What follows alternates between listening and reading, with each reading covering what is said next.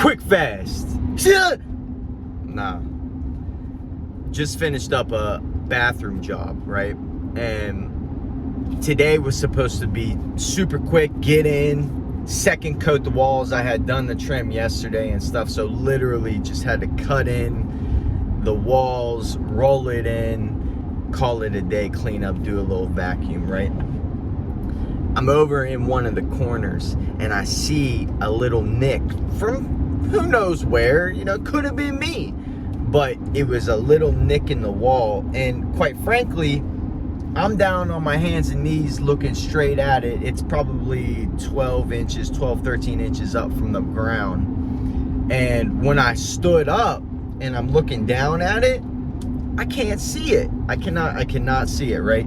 However, I had to fix that little nick in the wall. Why? Well, I'm reminded constantly of this story that, whether true or not, communicates a very, very core principle that I have with native brush painting, okay? And also kind of extends, I hope, in most cases to everything that I do. One of the main core values of native brush painting is excellency, and what this little story I'm referring to kind of communicates excellency. However, it's going to use another word. So the story comes from, I heard it first in a book. Gosh, I can't remember the name of the book right now. I'll probably try and link it in the notes to this video, but it came from a book, and this author was, I think the book title was called not Irrational Hospitality, but something about hospitality, something about just like going above and beyond hospitality, or it's a synonym to irrational, synonym to above and beyond, synonym to superior, hospitality is definitely in the title. And this author's talking about Walt Disney. He's talking about this specific story of Walt Disney, right? And he's painting this picture of how when Disney was designing one of his parks, he was going through this ride that had a like ancient prehistoric kind of dinosaur theme in it, right?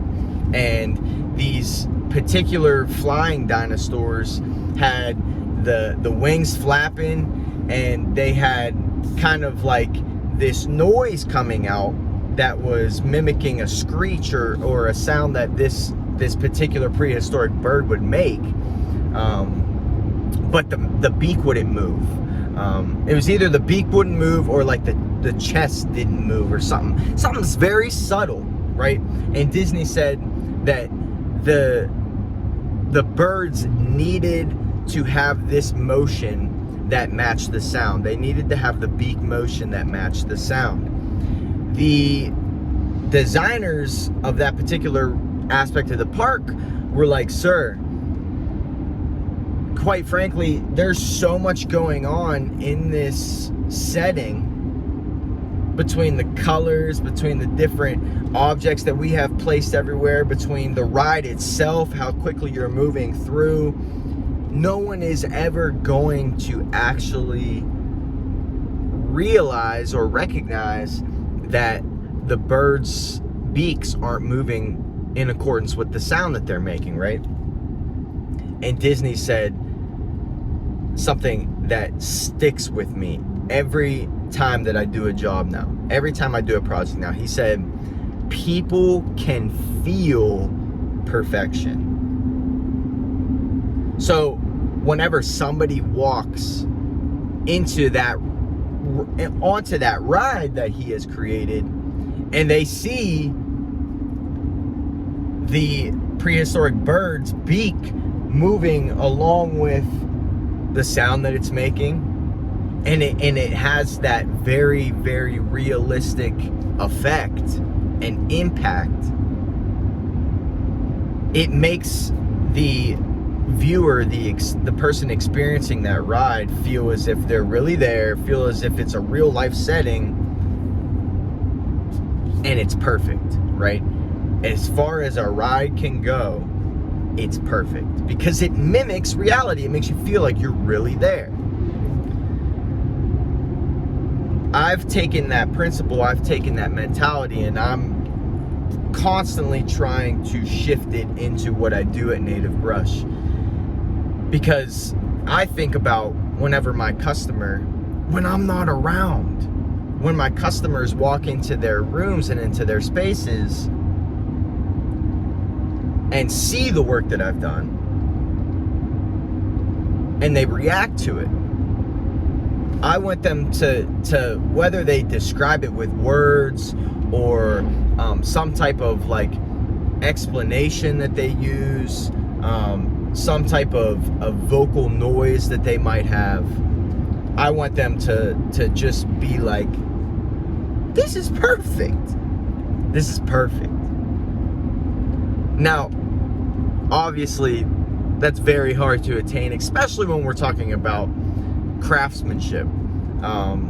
Especially whenever I'm a painter and I paint on top of surfaces that were prepared for me, right? If you're a contractor, you know what I'm talking about. Like, somebody had to hang that dry, it was a space, right? It was just a blank space. Somebody had to stud it out and create the wall. Somebody had to put the drywall sheetrock sheets up on the studs and bolt them in. Then somebody had to come in with the joint compound and slap the mud on and sand it off, right? And there's all of these different layers. There's all of these different points of contact that a contractor comes in and touches that particular project. When we're talking about perfection, it's obviously not perfect, right? But my goal, my vision is to obviously be excellent. That's in my core values.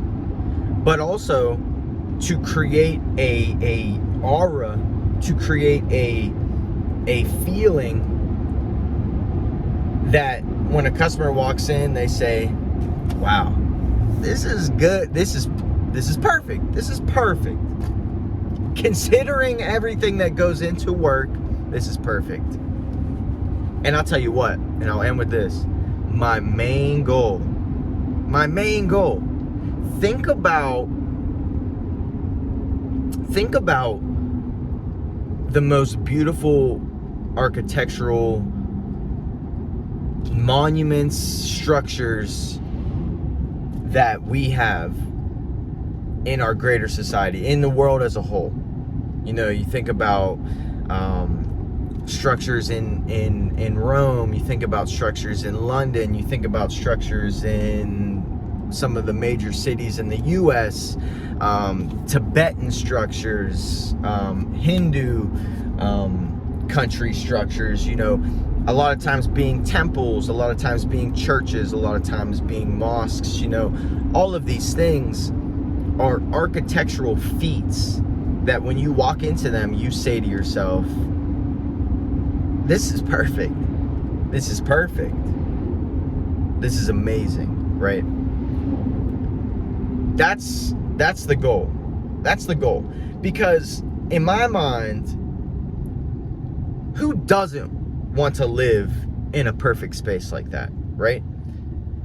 And I believe that we are heading more and more toward recreating beauty like that in our very homes, right? I think that, and I can see a caliber of contractor, a caliber of craftsmanship coming up in the greater kind of contracting, architectural building world, in that industry.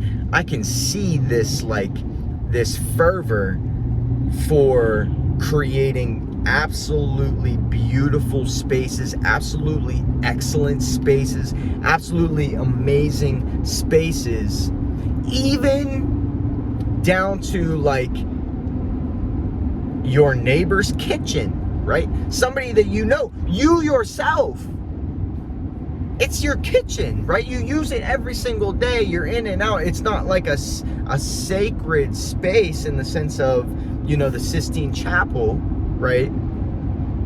But, and this is the bridge.